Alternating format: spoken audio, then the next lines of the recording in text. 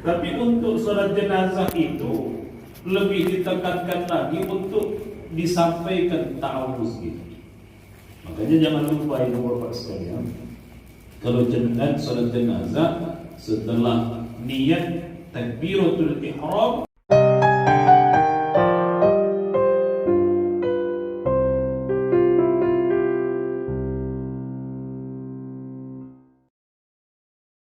jangan lupa kemudian ta'awuz, a'udzubillahi minasyaitonir rajim, baru baca suratul Fatihah.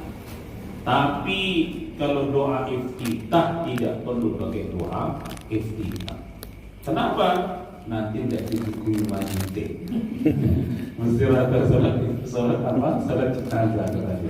Itu yang pertama. Summa yukabbiru tsaniyah, lalu takbir yang kedua, summa yusalli 'ala Nabi sallallahu alaihi wasallam, kemudian membaca shalawat kepada baginda Nabi sallallahu alaihi wasallam setelah membaca Al-Fatihah tadi. Wa yaqulu Allahumma shalli 'ala Muhammad dan seterusnya sampai kemudian kepada ungkapan innaka Hamidum Majid. Nah, itu ya. Jadi sholawat itu sebagaimana yang panjenengan baca pada waktu tahiyat akhir itu. Allahumma shalli 'ala sayyidina Muhammad wa 'ala ali sayyidina Muhammad kama shallaita 'ala sayyidina Ibrahim sampai innaka Hamidum Majid. Nah, ada begini kata Imam Nawawi, wala yaqul, janganlah kamu mengatakan la yaf'aluhu kasirun minal awam, sebagaimana yang banyak dilakukan oleh orang-orang awam, min qira'atihim, mereka membaca innallaha wa malaikatahu yusalluna 'alan nabi ya ayyuhallazina amanu sallu 'alaihi wa sallimu taslima. Kata beliau apa? Kalau dia baca seperti itu, fa innahu la tasihhu salatahu, tidak sah salat jenazahnya itu, iza qatasara alaihi, kalau dia kemudian menyingkat bacaan salawat itu dengan ucapan innallaha wa malaikatahu yusalluna 'alan nabi ya ayyuhallazina amanu sallu 'alaihi wa sallimu taslima. Lalu bagaimana itu? Ya tidak boleh dibaca itu. Karena yang disuruh itu adalah membaca sholawat kepada baginda Nabi, bukan membaca firman Allah yang memerintahkan kita untuk bersholawat. Nah, itu Bapak Ibu sekalian. Ngapunten sangat. Nah, di sini ada yang baca begitu kan? Tidak ada ya. Nah, iya, mestinya jangan dibaca innallaha malaikatahu yusholluna 'alan nabi, tapi yang dibaca adalah sholawatnya.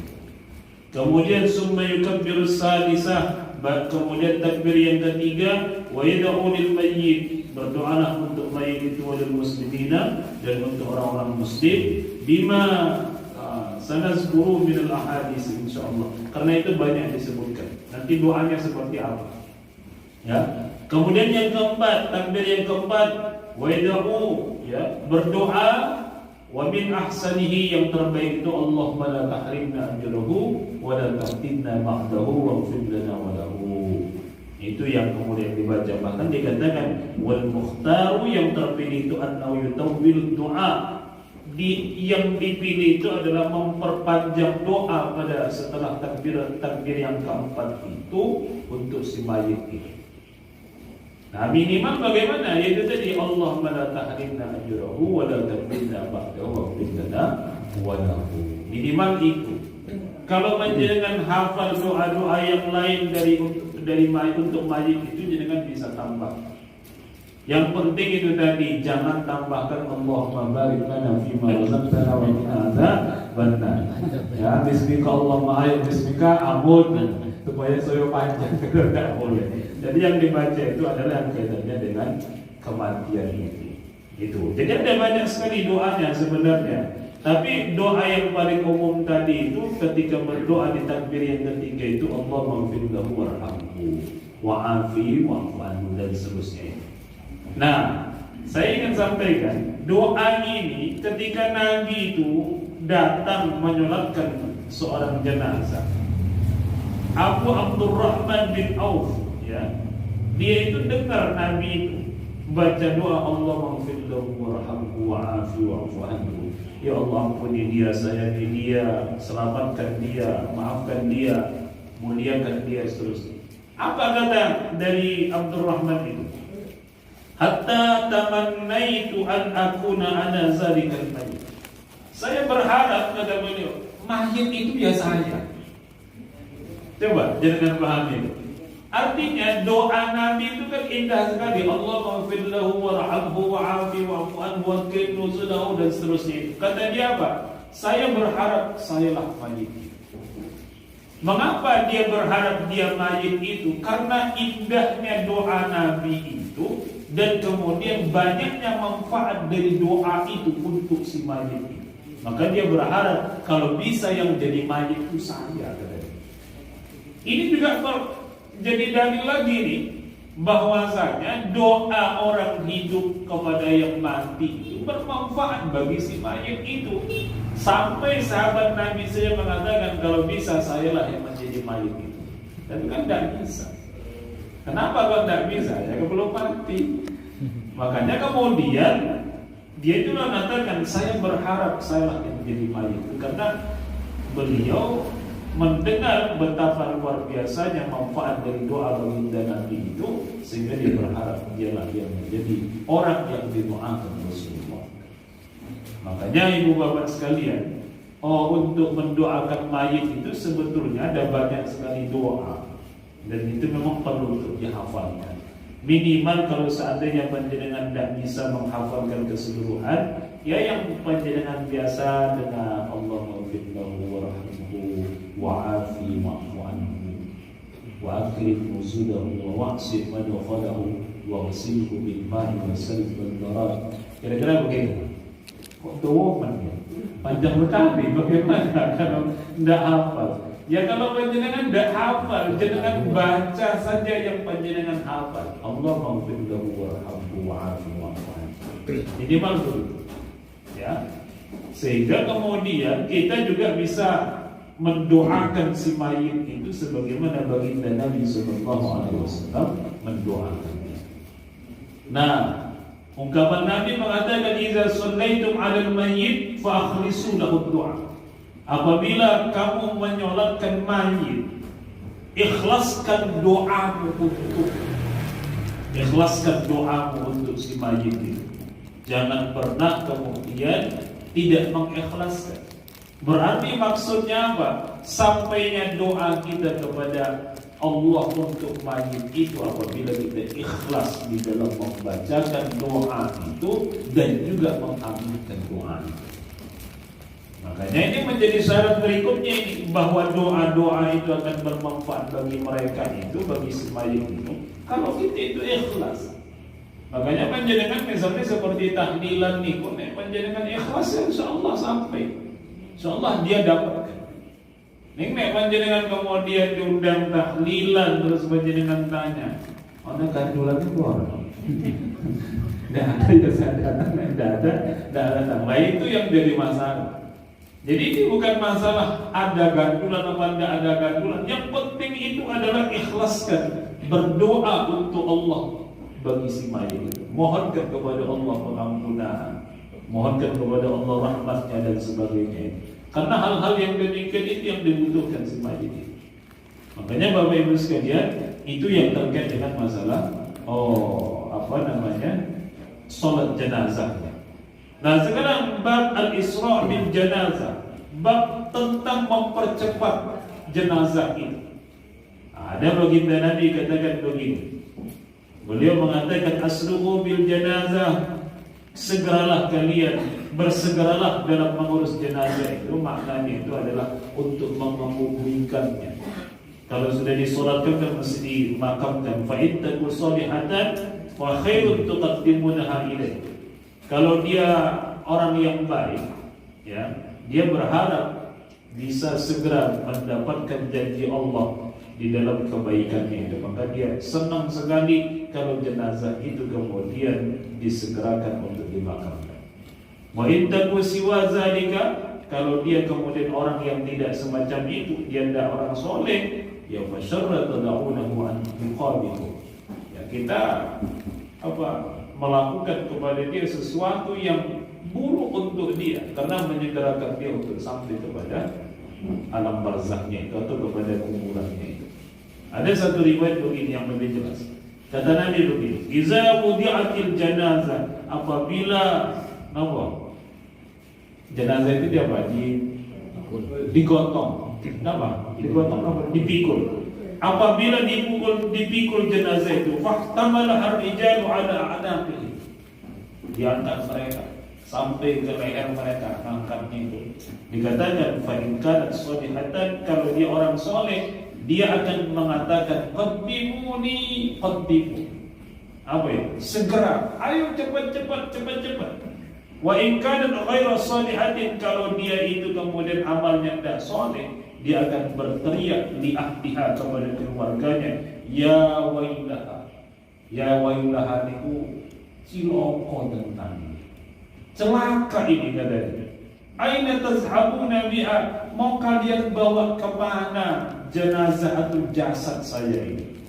Yasma'u sautaha kullu syai', segala sesuatu itu mendengar suara teriakan itu, illal insan, kecuali manusia. Walau sami'al insan la sa'iqah, seandainya manusia itu mendengar teriakan jenazah itu, niscaya mereka akan pingsan. Malam 12 sebelum mati, ya bisa jadi juga. Karena apa? Karena posisinya itu terdengar teriakan itu. Nah itu, ini hadis ini, ibu bapak sekalian, menggambarkan bahwa yang kita bawa ketika gotong atau mikul itu ya jenazah itu. Tapi sebetulnya dia tidak mati, ruhnya itu tidak mati. Karena kalau dia mati, dia tidak akan ada teriak-teriak semacam itu. Yang bisa berteriak-teriak itu yang hidup atau yang mati? Yang hidup. Itu loh. Sehingga memperlihatkan mengapa kemudian kita perlu mendoakan jenazah itu, karena kita sedang interaksi dengan sosok yang juga masih hidup. Bedanya kalau kita masih di jasadnya itu masih melingkupi kita. Kalau ruh itu sudah tidak ada melingkup dia dengan jasad itu. Bedanya di situ. Dia masih hidup, tidak hidup. Makanya kalau waktu kita mendoakan itu, kita bukan mendoakan orang yang sama sekali mati, itu tidak. Kalau jasadnya itu ya semacam itu, bakal hancur juga ditelan tanah itu. Tapi rohnya itu yang kita doakan. Nah, namun seringnya orang-orang yang anti mendoakan kepada yang sudah meninggal dunia itu, karena mereka memahami orang mati itu ya sudah mati. Ya tidak perlu didoakan, wis mati kok. Padahal di sini itu digambarkan oleh Nabi, dia berteriak. Loh, kalau teriak itu bagaimana? Ya mestinya dia itu. Kalau dia amalnya soleh, dia katakan segerakan, karena dia seperti akan berjumpa dengan hadiah yang disiapkan Allah untuk dia. Tapi ketika dia orangnya amalnya itu buruk semasa hidupnya, wah, tidak tahu, dia akan mengatakan ya wailah silomo itu. Itu kan luar biasa Bapak Ibu sekalian. Maka itu kejadian ini tidak akan menimpa kita. Makanya untung juga kita yang mengangkat jenazah itu tidak mendengar teriakan itu. Dan coba nek panjenengan lagi bapak-bapak potong, woi, arep kok nanti si mopo tenan iki. Ribut iki. Ya mesti tidak jadi nguburkan jenazah. Nah, ini juga pertanda bahwasanya mereka itu memang hidup. Mereka mengetahui keadaan kita, kemudian teriak mereka, tapi kita tidak bisa mendengar teriakan itu karena memang disengaja ditutupi Allah telinga atau pendengaran kita. Makanya kan kalimat dari Quran itu apa? Wala taqulu liman yaqulu fi sabilillahi wal ahya walakin la tashkurun. Jangan kamu mengatakan yang terbunuh di jalan Allah itu mati. Bukan mereka itu hidup, tapi kalian tidak menyadari. Berarti kita memang sudah digariskan Allah. Tidak ngerti keadaan di alam barzakh sana itu, kita tidak ngerti. Mereka teriak, mereka menjawab salam gitu, kita tidak ngerti. Tapi mereka menjawabnya, mereka bisa berteriak sebagaimana di dalam hadis kita ini. Tapi kita tidak mendengarkan. Karena kalau kita mendengarkan bubar semua tuh. Ya. Bubar semua. Jangan lewat kuburan, urut salam, kok terdengar jawaban, ya bubar. Ya, tetapi begitu juga mengantarkan jenazah, terdengar lagi. Maka di sini katakan walau sami'al insan la sa'iqa. Nabi loh mengatakan itu, seandainya kalian mendengar itu, manusia, mereka itu pasti akan apa? Pingsan. La sa'iqa itu tidak menyadari dirinya, dia pingsan. Itu saking tidak kuatnya manusia kalau mendengar teriakan-teriakan itu. Manusia yang umum loh ya. Nah yang khos itu para wali itu ya lain hal. Kalau model-model kita ini teriak-teriak itu kerumu, ya tidak akan kuat. Itulah sebabnya dikatakan bahwa kalau seandainya manusia itu mendengar teriakan tulis saya, mereka akan terpisah. Ya, tidak malah itu tadi 12 belum mati. Nah, itu yang perlu dipahami. Lalu Bapak Ibu sekalian, nafsul mu'minin mu'allaqatan bidain hatta yuqta'an. Dikatakan ruh seorang mukmin itu tergantung kepada apa? Hutang. Hatta yuqta'an, sampai kemudian hutangnya itu dibayar. Nah, ini masuk kita kepada pemahaman amalan yang jelas. Kalau tadi itu kan doa gitu kan. Kalau ini bagaimana? Antara orang hidup dan yang mati itu, kalau ada orang meninggal dunia, dia dalam posisi meninggalkan hutang.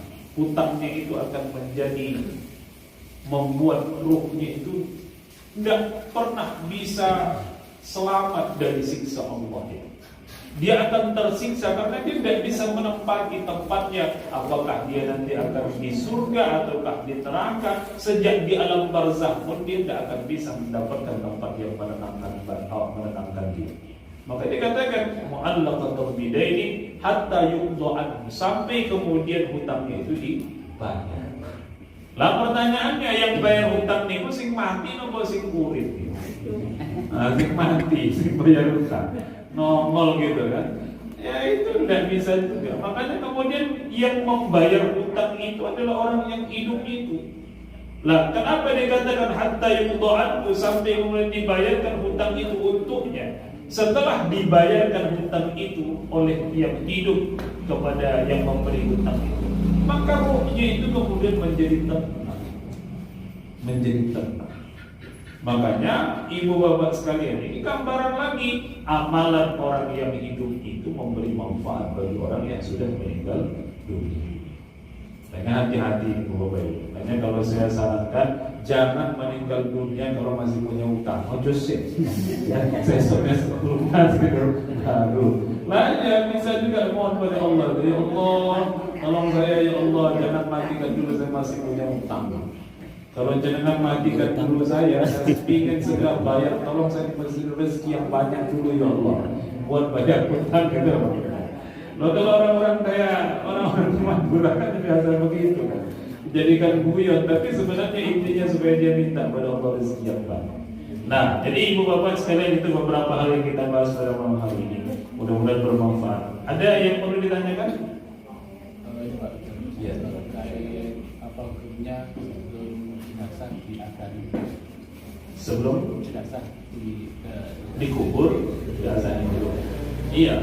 Jadi begini, ada kan kebiasaan kita sebelum dimakamkan, sebelum diuruk tanah itu ke kuburan itu diazani dulu. Mayitnya sudah dimasukkan. Ini memang bahkan di dalam mazhab Syafi'i pun termasuk khilaf. Artinya ada yang mengatakan bahwa itu sunnah, ada yang mengatakan tidak sunnah. Nah, yang mengatakan tidak sunnah itu apa? Alasan mereka, dalilnya, tidak pernah ada Nabi itu mengazani jenazah ketika memakamkan jenazah itu. Sahabat pun tidak ada. Sehingga kemudian kalau untuk mengatakan sunnah itu kan mesti ada rujukannya dari baginda Rasul. Tidak ada, maka kemudian itu tidak sunnah. Tapi yang mengatakan sunnah itu, mereka itu mengambil alasannya begini: kalau manusia itu lahir ke dunia dari alam rahim menuju alam dunia ini, kok diazan?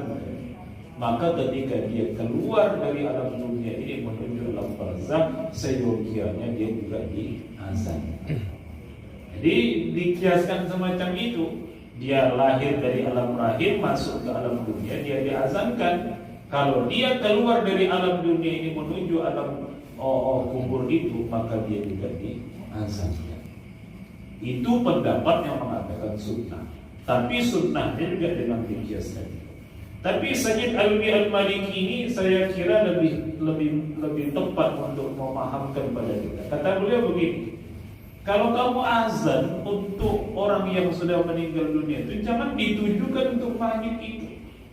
Kenapa kok tidak ditujukan untuk mayit? Ya mayit itu kan ya tidak perlu mendengar azan, ya buat apa lagi? Nah, buat apa azannya? Azannya ini adalah untuk orang-orang yang hadir di sekitar itu. Ini loh, mayit ini kalau kamu udah seperti ini nanti kamu sudah butuh lagi azan itu. Maksudnya begitu. Maka sekarang di azan ingatkan pada dia untuk menunaikan sholat. Jangan sampai nanti kamu meninggal dunia seperti mayit ini kamu dalam posisi tidak menunaikan sholat. Itulah maksudnya. Sehingga memang dalam masalah azan ini ya dua-duanya bisa dipakai. Lah kalau saya memahaminya begini, dia tergantung di masyarakat. Nek masyarakat itu biasa untuk mengazani mayit, ya mau buat diazani. Tapi kalau masyarakatnya itu kemudian tidak biasa mengazani mayit, ya sudah, tidak perlu untuk diazani. Karena memang posisinya itu dikatakan sunnah pun tidak ada jelas dari Nabi. Kalau dikatakan tidak sunnah, ya alasannya tadi bisa jadi masuk dalam dunia kita diazani, lepas dari alam dunia menuju alam barzakh juga diazani. Jadi modelnya seperti itu. Oke, ada lagi yang lain? Oh, ini monggo. Salamnya sholat jenazah sama salamnya sholat fardu itu apakah ada perbedaan? Kadang kan kalau sholat jenazah itu kan assalamualaikum warahmatullahi wabarakatuh. Iya. Kalau sholat fardu kan ada yang assalamualaikum cukup, kadang ada yang assalamualaikum warahmatullahi wabarakatuh. Iya. Baik. Salamnya bagaimana? Begini. Salam untuk salat jenazah itu memang juga ada yang sampai assalamualaikum warahmatullahi, ada yang kemudian sampai assalamualaikum warahmatullahi wabarakatuh. Dua-duanya itu masih bisa dipakai itu. Hanya kalau misalnya kebiasaan-kebiasaan yang kita lakukan itu sampai wabarakatuh itu juga baik. Sampai assalamualaikum warahmatullahi tanpa wabarakatuh pun sebagaimana ketika kita sholat wajib lima waktu itu pun dibolehkan. Hanya penekanannya mana? Kalau saya memilih sampai wabarakatuh, karena memang banyak referensi yang menjelaskan untuk sholat jenazah itu dianjurkan melengkapi salam itu sampai dengan wabarakatuh.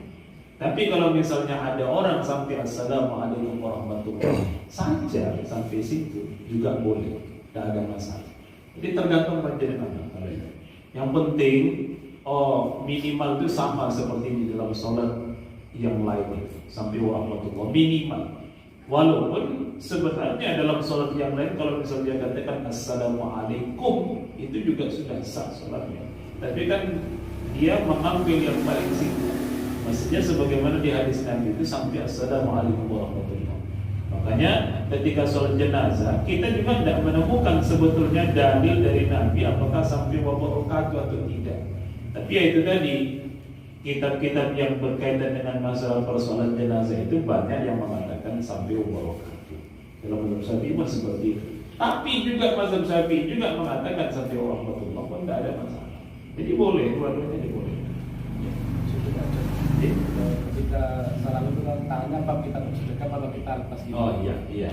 Baik. Sebenarnya kalau masalah sedekap ketika salam itu atau kemudian sambil diturunkan tangan itu, begini, itu sama. Mau misalnya seperti panjenengan tahiyatnya boleh. Tahiyat. Assalamualaikum warahmatullahi wabarakatuh. Kanan. Assalamualaikum warahmatullahi wabarakatuh. Tangan kiri. Kalau jenengan melakukan assalamualaikum warahmatullahi wabarakatuh, assalamualaikum warahmatullahi wabarakatuh, itu sama seperti begitu. Maka bagaimana? seyogianya ketika kita tahiyat itu assalamualaikum warahmatullahi, itu tangan itu ya posisinya masih tetap begini, tidak usah pakai begini. Insya Allah ke depan saya sampaikan hadis yang tidak menganjurkan seperti itu. Nah, termasuk dalam salat jenazah itu assalamualaikum warahmatullahi wabarakatuh, assalamualaikum, kemudian dilepas. Seyogianya seperti itu, karena kalau kita melepasnya ketika assalamualaikum warahmatullahi itu ya sama seperti ini tadi, warahmatullah, yang kiri assalamualaikum warahmatullah. Hanya kan karena kita berdiri kan assalamualaikum warahmatullah. Ya, itu tadi.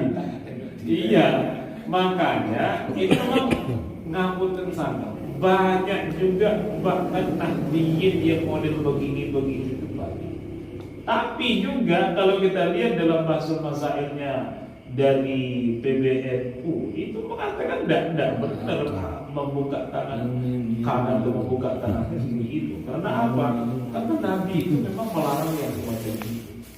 Tapi insya Allah ke depan saya sampaikan dalil tentang itu, sehingga seperti jawaban dari Mas Widodo tadi itu, ketika kita salam dalam posisi sholat jenazah itu tangannya biarkan sedekat itu assalamualaikum warahmatullahi wabarakatuh, setelah itu lepas. Ini saya alami sendiri ya, itu kalau kita itu untuk saya banyak menyalahkan atau tidak juga. Kalau kebiasaannya itu dia itu laki-laki, tapi hari-hari itu dia itu katakanlah bencong gitu loh. Itu tuh disolatkan atau tidak, pertama. Yang kedua, untuk menyolotkan orang yang punya hutang itu hukumnya khusus untuk kanjeng Nabi atau kita juga. Dan yang ketiga, untuk urus dia orang gila itu kita masih mensolatkan atau tidak. Baik, yang pertama tentang bencong. Ya, bencong itu yang manusia juga. Aslinya itu kalau jenis kelaminnya ya mestinya laki-laki. Kalau dia belum kemudian mengalami operasi. Nah, bagaimana itu? Dia disolatkan, tetap disolatkan. Apalagi dia kemudian muslim, tentunya karena muslim. Intinya begini, menyolatkan atau tidak menyolatkan jenazah itu, yang penting dilihat itu dia muslim atau tidak. Jadi kalau misalnya dia muslim tapi bencong gitu, tiap pagi cek misalnya dengan dia, lah nanti ketika dia meninggal dunia ya tetap dianjurkan untuk disolatkan.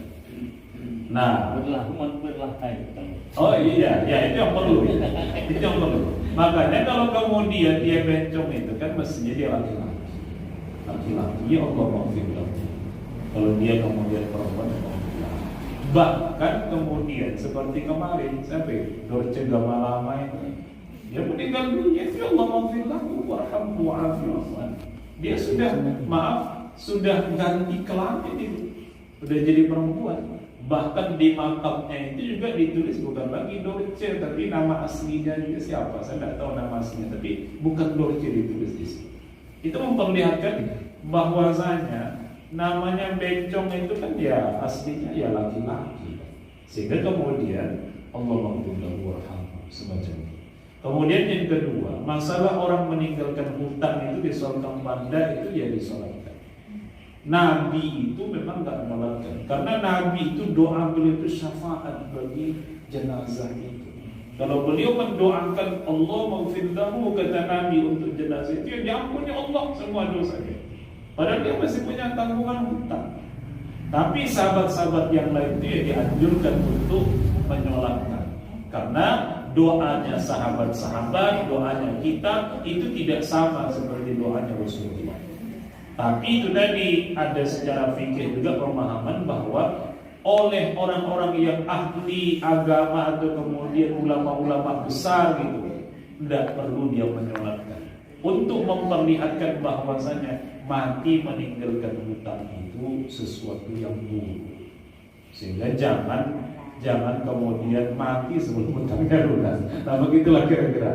Kemudian tadi yang ketiga orang gila, apakah tidak disolatkan? Sebenarnya begini, yang penting tadi itu Islam, dia tetap disolatkan. Orang gila dia tetap disolatkan, ya. Tapi itu tadi tidak ada wajib, wajibnya pun wajib kifayah.